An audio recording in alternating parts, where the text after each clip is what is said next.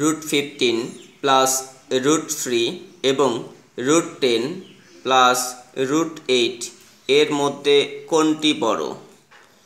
এই ধরনের অঙ্ক সমাধানের জন্য আমরা প্রথমে √15 প্লাস √3 যে দেওয়া আছে সেটার বর্গ করব।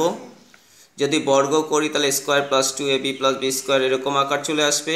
√15 এর বর্গ করলে শুধু 15 হচ্ছে, প্লাস 2ab মানে হচ্ছে 2 আছেই, 3 15 45 যেহেতু রুটের ভিতরে ভিতরে গুণ হয়, প্লাস √3 এর স্কোয়ার করলে শুধু 3 হচ্ছে। এবার 3 আর 15 যোগ করলে হবে 18 যোগ 2 √45।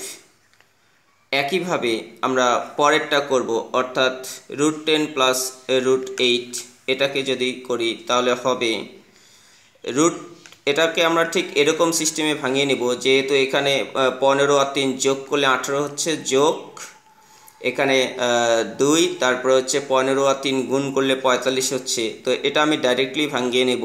এখানে 10 আর 8 যোগ করলে 18 হবে, আর 8 10 80 হবে, তার সামনে 2 থাকবে, তাহলে এটা শর্টকাট নিয়ম হয়ে গেল।